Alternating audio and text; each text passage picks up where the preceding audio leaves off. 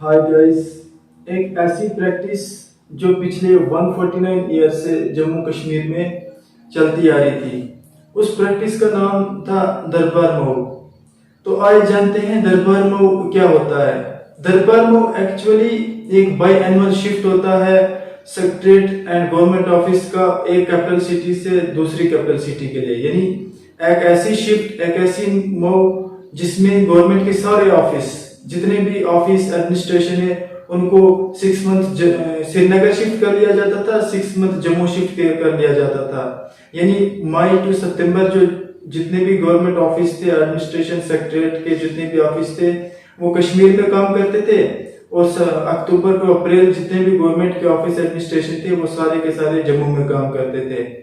तो ये जो प्रैक्टिस थी, ये सबसे पहले स्टार्ट की थी महाराजा गुलाब सिंह ने 1872 में।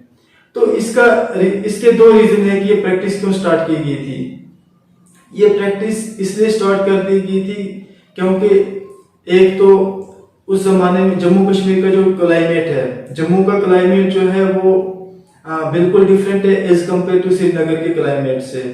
जम्मू का जो क्लाइमेट है वो एवरेज क्लाइमेट जो रहता है 35 से 40 के बीच में रहता है। अगर हम मई से सितंबर का टाइम देखें तो यहाँ का जो टेम्परेचर है वो हाईली हॉट रहता है, और अगर हम श्रीनगर का क्लाइमेट देखें तो वो बहुत सूटेबल होता है रहने के लिए मई टू सितंबर, क्योंकि वो एवरेज टेम्परेचर 25 से 30 तक रहता है।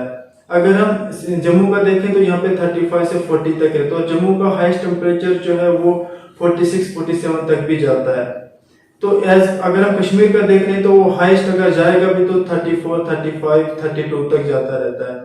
तो यानी ये यहाँ से क्लियर होता है कि कश्मीर जो है वो रहने के लिए एक गर्मियों के लिए एक अच्छी जगह है, और जम्मू जो है वो रहने गर्मियों के लिए एक उतनी सूटेबल नहीं है। इसीलिए महाराजा गुलाब सिंह ने इस कैपिटल को जो शिफ्ट किया था, यानी एक सिटी से दूसरी सिटी को, अपने पूरी एडमिनिस्ट्रेशन को वो इसलिए किया था अपने कंफर्ट, अपने प्लेजर के लिए।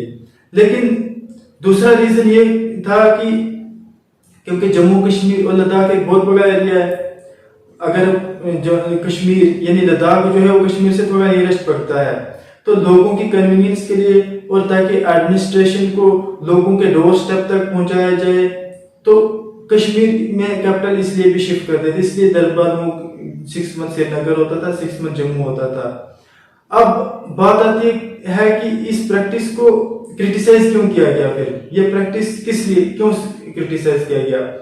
तो इस प्रैक्टिस को क्रिटिसाइज करने के दो तीन पॉइंट है। एक तो इस प्रैक्टिस को क्रिटिसाइज करने का पॉइंट ये था कि इतना इसमें वेस्टेज ऑफ टाइम होती है, क्योंकि जब एक जगह से दूसरी जगह आपको अपने पूरी एडमिनिस्ट्रेशन, अपने पूरे गवर्नमेंट ऑफिस शिफ्ट करने हैं, उसके साथ उनकी फाइलें भी शिफ्ट करनी होती हैं, उनका पूरा जितना भी गवर्नमेंट का नीडी मटेरियल होता है, जितने भी कॉन्फिडेंशियल फाइल होती हैं, उस सारे मटेरियल को आपको ट्रांसफर करना होता है एक जगह से दूसरी जगह के लिए। यानी आप यकीन करोगे कि हंड्रेड्स ऑफ ट्रक्स लग जाते हैं, और एनुअली 200 करोड़ पे इस पे वेस्ट किया जाता है, इस चीज पे, दरबार मऊ पे। तो दूसरा ये आता है कि इस पे एक तो टाइम भी, इसमें टाइम की भी वेस्टेज होती है, वो और एफिशिएंसी भी नहीं होती है एडमिनिस्ट्रेशन में।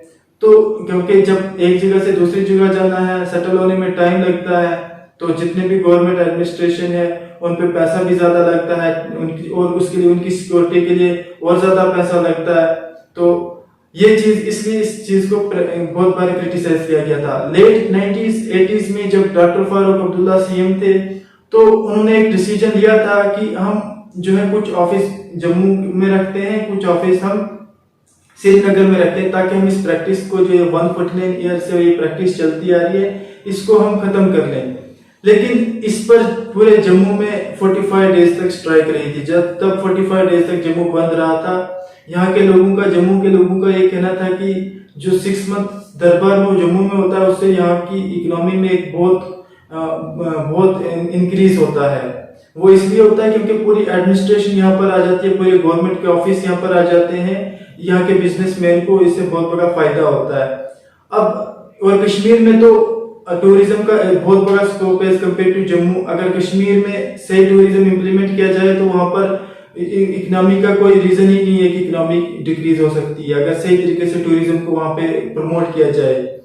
तो अब डिसीजन यह था कि ये अब बात यह थी कि ये डिसीजन किसने लिया, जम्मू कश्मीर की गवर्नमेंट ने लिया, सेंट्रल गवर्नमेंट ने लिया, किसने लिया। तो ये एक बहुत बड़ा सरप्राइजिंग फैक्ट है, ये ना तो जम्मू कश्मीर की गवर्नमेंट ने लिया ना तो सेंट्रल गवर्नमेंट ने लिया। ये जो स्टेप था ये जम्मू कश्मीर के हाई कोर्ट ने खुद ही लिया।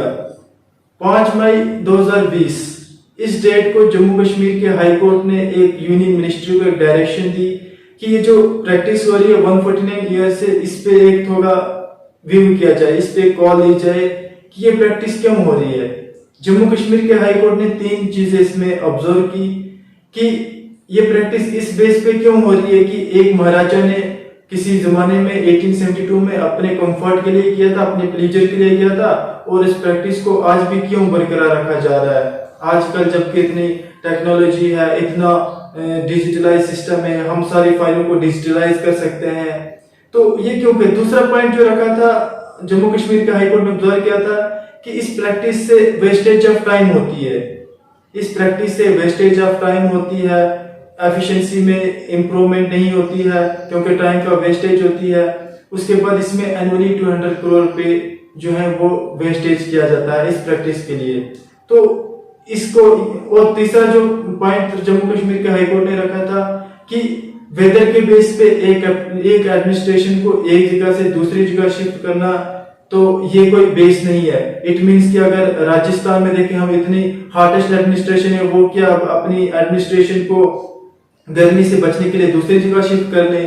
तो जम्मू कश्मीर के हाईकोर्ट ने कहा कि ये कोई एक वैलिड रीजन नहीं है कि हम क्लाइमेट के बेस पे अपनी पूरे एडमिनिस्ट्रेशन को, अपने पूरे दरबार को एक जगह से दूसरी जगह शिफ्ट कर देते हैं, ये एक वैलिड रीजन नहीं है। फिर जम्मू कश्मीर के हाईकोर्ट ने कहा कि ये जो पैसा बचेगा, यानी ये जो 200 करोड़ रुपीस एनुअली बचेगा, ये पैसा किसके लिए यूटिलाइज किया जा सकता है। ये पैसा यहाँ के weaker section of the people, यहाँ के जो कल्चरल हेरिटेज एंड कम्युनिटीज हैं, यहाँ उस पे पैसा यूटिलाइज किया जा सकता है। यहाँ की weaker section of the people के लिए पैसा यूटिलाइज किया जा सकता है, जितना फालतू में पैसा वेस्टेज किया जा रहा है।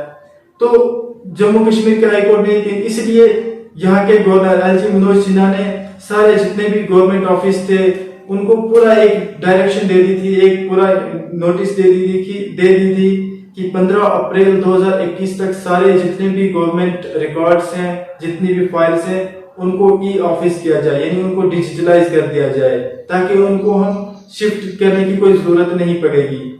इसीलिए 15 अप्रैल 2021 तक सारी फाइल डिपार्टमेंट ने सारी फाइल्स को डिजिटलाइज कर दिया था, और सिर्फ कुछ ऐसी फाइल जो कॉन्फिडेंशियल फाइल थी जिनको डिजिटलाइज नहीं किया जा सकता था, उनको सिर्फ इस बार शिफ्ट किया गया था एक श्रीनगर के लिए। तो ये डिसीजन पहले से ही कर दिया गया था। फिर 30 जून 2021 को फाइनली एलजी मनोज सिन्हा ने ये क्लियर कर दिया था कि अब यहाँ पर कोई दरबार मोह की प्रैक्टिस नहीं होगी, क्योंकि सारी जो फाइलें हैं वो डिजिटलाइज कर दी गई हैं, और यानी नॉर्मली जम्मू कश्मीर की सेक्रेटरीट और एडमिनिस्ट्रेशन नॉर्मली 12 मंथ दोनों जगह काम करेंगे, जम्मू में भी और कश्मीर में भी नॉर्मली। इसलिए ये आज तक ये आइडेंटिफाई कर लिया गया है कि 613 जो एम्प्लॉय हैं वो जम्मू में काम कर रहे हैं एट प्रेजेंट, और 700 कुछ जो गवर्नमेंट्स के एम्प्लॉय हैं सेक्रेटरीट के, वो कश्मीर में काम कर रहे हैं। और एक और इम्पोर्टेंट स्टेप उठाया कि जितने भी जो एम्प्लॉय एट प्रेजेंट श्रीनगर में काम कर रहे हैं, उनका अगर जो रेजिडेंशियल अकोमोडेशन अगर जम्मू में है तो उनको 3 हफ्ते में वेकेट खाली करना है।